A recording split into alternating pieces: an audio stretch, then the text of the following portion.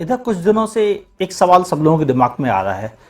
सभी कंपनी अपनी कारों का वजन घटाती चली जा रही हैं, तो क्या कारों का वजन घटाने से कारों की सेफ्टी पर असर पड़ता है?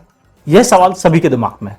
चलिए फिर आज इसी पर बात करते हैं और समझते हैं कि कारों की सेफ्टी का सबसे ज्यादा ताल्लुक किस चीज से होता है। मैं हूं आपका होस्ट अमित और आप देख रहे हैं आस्क कार्गो। नॉर्मली हम सब ये मानते हैं कि ज्यादा वजन होगा तो कार ज्यादा मजबूत होगी, जबकि सच्चाई कुछ अलग है। आप ध्यान से समझिएगा। हर कार कुछ चीजों से मिलकर बनी होती है। सबसे पहले कार का चेसिस डिजाइन किया जाता है, फिर उसके ऊपर एक फ्रेम तैयार किया जाता है, फिर उसके ऊपर कवर चढ़ा जाता है। ये तीन चीजें हैं जो सबसे ज्यादा इंपॉर्टेंट होती हैं कार की बॉडी में। जैसे हमारे शरीर में स्किन है, उसके नीचे फैट है, उसके नीचे बोन्स हैं। से जब भी कभी कोई बात होती है चोट लगने की, हमेशा ये कहा जाता है इस आदमी की हड्डियां मजबूत हैं इसीलिए सह गया। एक्चुअल में कोई ये नहीं कहता कि इस आदमी के खाल मजबूत है, स्किन मजबूत है। क्यों? क्योंकि इस स्किन का काम केवल भीतर मौजूद पूरी बॉडी की ऊपर से देखभाल करना है, केवल इसका मजबूती से कोई ताल्लुक नहीं है। बस वैसे ही कार के ऊपरी कवर, जिसे कि हम कार का अम्ब्रेला कह सकते हैं, उसका काम सिर्फ कार को ढकना है। उसका ताकत से, मजबूती से कोई ताल्लुक नहीं। तो फिर मजबूती से ताल्लुक किस चीज का है? ध्यान से समझिएगा मेरी बात को। सबसे ज्यादा ताल्लुक है चेसिस का। उसकी डिजाइनिंग कैसी है, वो किस ग्रेड के स्टील से डिजाइन की गई है। स्टील पतला हो सकता है, लेकिन उसकी मजबूती होनी चाहिए। उस स्टील के कार्बन फाइबर्स केमिकल कंपोजिशन ऐसे होने चाहिए कि वह ज्यादा से ज्यादा बड़े झटकों को सह सके। वैसे ही फ्रेम पे आते हैं। फ्रेम के डिजाइन आप किसी भी तरह के स्टील से करें, वह आसान है करना, लेकिन आजकल नई टेक्नोलॉजी में फ्रेम के डिजाइन हाई स्ट्रेंथ स्टील से किए जाते हैं, और जो काफी पतले होते हैं लेकिन बहुत मजबूत होते हैं, बहुत फ्लेक्सिबल होते हैं। इस स्टील को जब एक दूसरे के साथ फ्रेम में जोड़ा जाता है तो नॉर्मल जगहों पर तो वेल्डिंग होती थी, लेकिन आजकल टेक्नोलॉजी बदल गई है। अब स्टेपलिंग, कटिंग और लेजर स्टैंपिंग की जाती है। इन चीजों से एक फ्रेम को पूरा डिजाइन दे दिया जाता है। वेल्डिंग हटाने की भी एक रीजन था। वेल्डिंग अपनी जगह पे कमजोर होती थी, साथ ही साथ कार का वजन बढ़ा देती थी। एक कार में हजारों जगह वेल्डिंग करनी पड़ती है और हर जगह एक एक ग्राम भी वजन बढ़ा तो ये कई हजार ग्राम वजन बढ़ जाता था। आजकल की नई टेक्नोलॉजी में इन चीजों से कारों का वजन लगातार घटाया जा रहा है, और यह सभी एडवांस कारों के साथ किया जा रहा है। चाहे वो कितनी भी बड़ी कंपनी क्यों ना हो, चाहे वो कितनी भी महंगी क्यों ना हो कार, उसका भी वजन घटाने के लिए इन्हीं टेक्नोलॉजी का इस्तेमाल किया जा रहा है। जो हमारे दिमाग में सबसे बड़ा भ्रम है कि कार के ऊपर का कवर का मजबूत होना जरूरी है। अगर ऐसा होता तो आप मुझे एक छोटा सा एग्जांपल मैं आपको दे रहा हूं, आप मुझे बताइएगा। स्कॉर्पियो, सफारी, इन कारों के ऊपर के कवर बहुत मजबूत है, लेकिन फिर भी ये एनसीएपी रेटिंग में 0 स्टार पाती हैं। क्यों?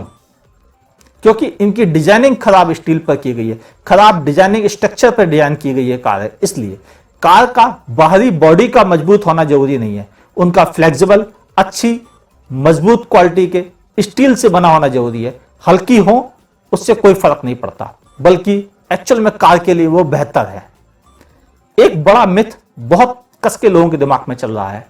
मुझे यह वीडियो इसी वजह से बनाना पड़ा। आजकल लगभग 50 से लेकर 150 सवाल मुझे सिर्फ इसी बात के मिलते हैं कि ये मुझे बताएं, आजकल हर कार कंपनी अपना वजन घटाती चली जा रही है।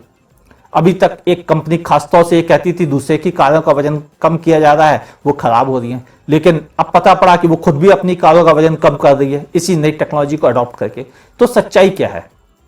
सच्चाई यही है कि नई टेक्नोलॉजी कारों का वजन कम कर रही है, लेकिन उनकी मजबूती बढ़ाती चली जा रही है। यही एक बड़ी वजह है कि कम वजन होने के बाद भी यह कारें एनसीएपी रेटिंग में 4 स्टार और 5 स्टार भी पा जाती हैं। एग्जाम्पल के तौर पर हम बलेनो को भी ले सकते हैं। उसकी बाहरी बॉडी के बारे में लोग बात करते हैं, लेकिन यह भूल जाते हैं कि इंडियन बलेनो भी 2 स्टार पा चुकी है, और जबकि इंटरनेशनल 4 और 5 स्टार है। एक्चुअल में कार की कवर का कार की मजबूती के साथ कोई लेना देना नहीं है।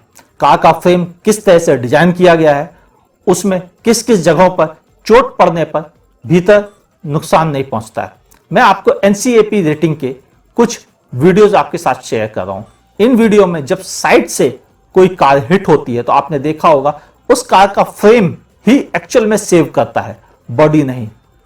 वैसे ही फ्रंट इंपैक्ट में आपने देखा होगा बॉडी तो अलग हो जाती है, लेकिन कार का फ्रेम और नीचे की चेसिस जिस पर वो फ्रेम डिजाइन किया गया है वह ही कार को सेफ्टी देती है।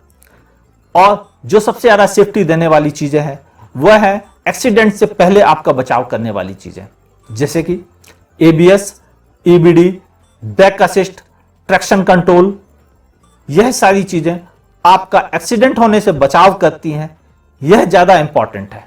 एक्सीडेंट होने के बाद बचाव होने के मुकाबले एक्सीडेंट को टाल देना ज्यादा बड़ी सेफ्टी के फीचर्स कहलाते हैं। इसीलिए मेरा हमेशा प्रेफरेंस रहा है कि आप ऐसे फीचर्स को प्रेफरेंस दें जो आपका एक्सीडेंट होने से ही आपका बचाव करें।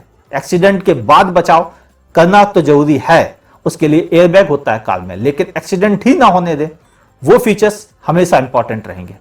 यह तो था एक छोटा सा अपडेट, सेफ्टी को आप कैसे समझें इस बारे में। अगर हमारा वीडियो पसंद आया हो तो प्लीज लाइक करें, अगर पसंद ना आया हो आप डिसलाइक कर सकते हैं, लेकिन मेरी रिक्वेस्ट है लाइक कीजिएगा, अच्छा लगता है। मैं अमित अपने प्रोग्राम में न्यूज, रिव्यूज, आपके क्वेश्चन आंसर और नई नई कारों के बारे में आपसे बात किया करता हूं। अगर आप ऐसे ही इंटरेस्टिंग वीडियो रेगुलर देखना चाहते हैं तो हमारे चैनल को सब्सक्राइब कर लीजिए।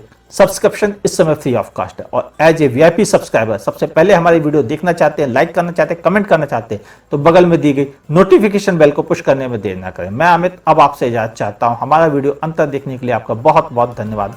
देखते रहिए आस्क कार गुरु।